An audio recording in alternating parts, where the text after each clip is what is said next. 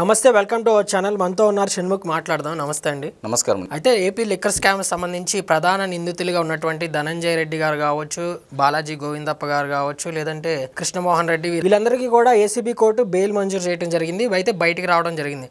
అయితే సిట్ మళ్ళీ హైకోర్టు వైపుగా పిటిషన్ వేయడం జరిగింది. వీళ్ళకి బెయిల్ ఇవ్వటం అంత అవసరమా, అంటే బయట ఉన్నటువంటి సాక్షుల్ని వీళ్ళు తారుమారు చేసే అవకాశం ఉంటుంది కదా అనేసి మళ్ళీ వేయడం జరిగింది. అయితే ప్రస్తుతం హైకోర్టు బెయిల్ మీద ఉన్నటువంటి నిందితులందరికీ కూడా హైకోర్టు మళ్ళీ స్టే విధించడం జరిగింది. సో ఎలా చూస్తారు మీరు? సెప్టెంబర్ 9 ఇది ఈరోజు జగన్మోహన్ రెడ్డి గారికి బ్యాడ్ న్యూస్, ఇటు చంద్రబాబు నాయుడు గారికి బ్యాడ్ న్యూస్.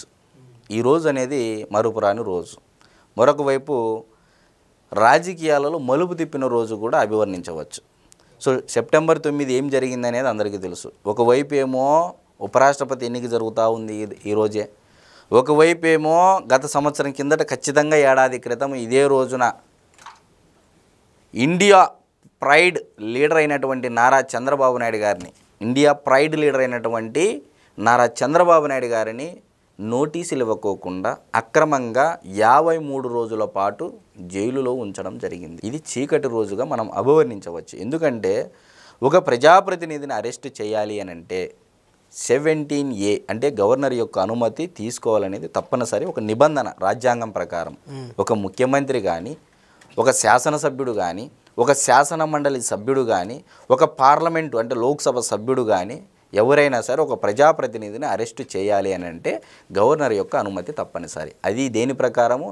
రాజ్యాంగంలో ఉన్నటువంటి 17A సెక్షన్ ప్రకారము నిబంధన అనేది పాటించాలి. సో ఈ 17A సెక్షన్ ప్రకారం నోటీసులు ఇవ్వకోకుండా అర్ధరాత్రి పూట నంద్యాలలో ఉంటే, బస చేస్తూ ఉంటే, ఏదో ఒక నక్సలైటును టెర్రరిస్టును అరెస్ట్ చేసే విధంగా అప్పటికప్పుడు డోర్లు కొట్టి పడుకున్న అయినటువంటి ఆ పెద్ద ఆయనను లేపి కూర్చోబెట్టి గంటలు ఆయనని తిప్పుతా ప్రయాణం చేపిస్తా నిద్ర కూడా పోనీకోకుండా 53 రోజుల పాటు ఆయనకి నరకం చూపించిన మాట అందరూ చూశారు. సో ఈరోజు ఇది సెప్టెంబర్ 9వ తారీఖున చంద్రబాబు నాయుడు గారికి ఒక బ్యాడ్ డే. ఇకపోతే జగన్మోహన్ రెడ్డి గారికి ఇది ఒక బ్యాడ్ డేగా ఈరోజు మనం అభివర్ణించవచ్చు. జగన్మోహన్ రెడ్డి గారి కోటరీలో ఉన్నటువంటి ప్రధాన అనుచరులైనటువంటి ధనంజయ రెడ్డి గారు, కృష్ణమోహన్ రెడ్డి గారు, మరి అదేవిధంగా బాలాజీ గోవిందప్ప గారు, మరి వీళ్ళు ఏ స్థాయిలో పాత్ర పోషించారో గత ప్రభుత్వ హయాములు అనేది రాష్ట్ర ప్రజలందరికీ తెలుసు. ధనంజయ రెడ్డి గారు అయితే ఒక షాడో సీఎం. ఈరోజు వైఎస్ఆర్సీపీకి పార్టీ సంబంధించినటువంటి ఎమ్మెల్యేలైనా, మంత్రులైనా, ఎంపీలైనా, ముఖ్యమైనటువంటి సీనియర్ నాయకులైనా, లేకపోతే ఇంకొకరైనా జగన్మోహన్ రెడ్డి గారి యొక్క దర్శన భాగ్యం కలగాలి అంటే ఇది ముందు దేవుడు కరుణించాలంటే పూజారికి దక్షిణ బాగా ముట్టాలి అనే తరహాలో ఈరోజు ఆ పూజారి ప్లేస్లో ధనంజయ రెడ్డి గారు ఉన్న మాట ఇది నేను చెప్పే మాటలు కాదు. సాక్షాత్తు వైఎస్ఆర్సీపీకి పార్టీకి సంబంధించినటువంటి మాజీ శాసనసభ్యులు, సీనియర్ నాయకులు కూడా మీడియాల ముందు చెప్పినటువంటి మాటలు. అంటే ఈరోజు ధనంజయ రెడ్డి గారు ఒక ప్రభుత్వాన్ని శాసించే స్థాయికి వెళ్ళాడు. అతను ఎక్కడ రాయిచోటి మండలంలో ఒక సర్పంచ్గా పనిచేసినటువంటి వ్యక్తి ఎక్కడో సివిల్స్లో ఏదో రాంగ్ రూట్లో వచ్చేసి, సో ఈరోజు అది కాస్త గతంలో రాజశేఖర రెడ్డి గారితో ఉన్నటువంటి అనుబంధాన్ని జగన్మోహన్ రెడ్డి గారికి దగ్గరయ్యి ఆయన ఆ స్థాయికి వెళ్ళడం అంటే ఆయన యొక్క కసి ఏ స్థాయిలో ఉందో అర్థం చేసుకోవచ్చు. కానీ ఆ కసి సమాజ అభ్యుదయ తోడ్పాటుకు ఉపయోగపడలేదు, వ్యక్తిగత స్వలాభం కోసం ఉపయోగించారు. గురజాడ అప్పారావు గారు చెప్పారు, సొంత లాభం కొంత మానుకొని తోటువారికి పాటుపడబోయింది.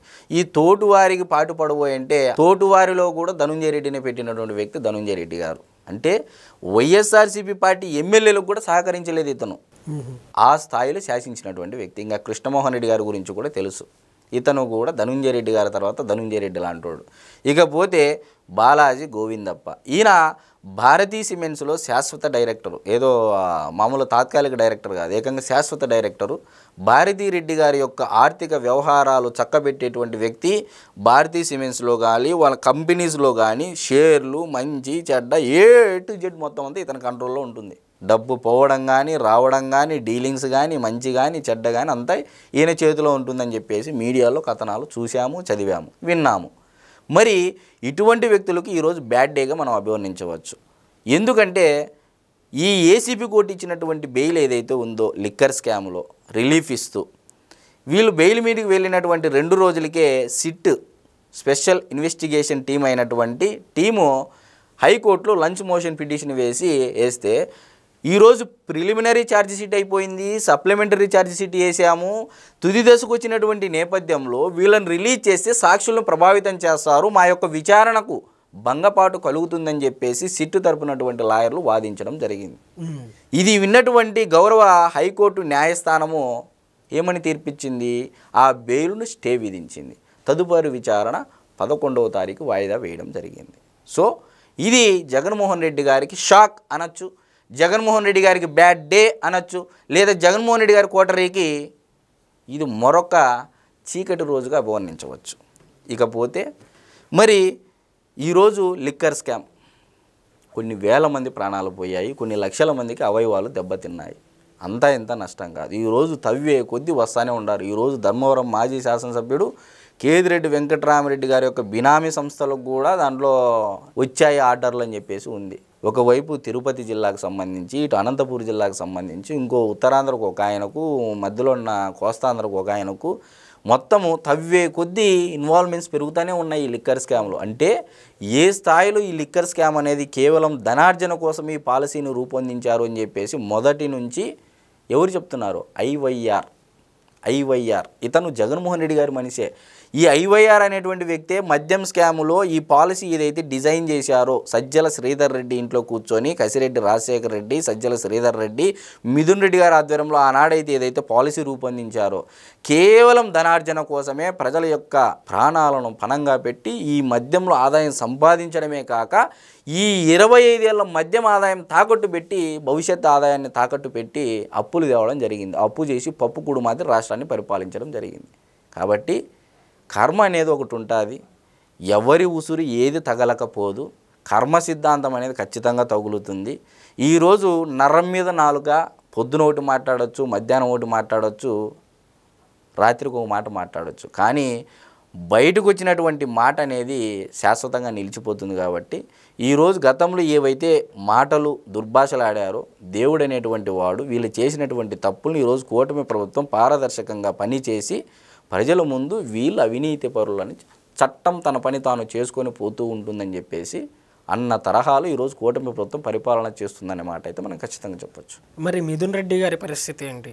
మిథున్ రెడ్డి గారికి కూడా రాబోయే రోజులు ఇప్పుడు వాళ్ళకి బెయిల్ రద్దు అయిందంటే ఆయనకి బెయిల్ ఎలా ఇస్తారు? సో ఆయన దాని మీద కూడా సిట్టు మళ్ళీ లంచ్ మోషన్ పిటిషనో లేకపోతే ఇమీడియట్ పిటిషనో వేస్తారు.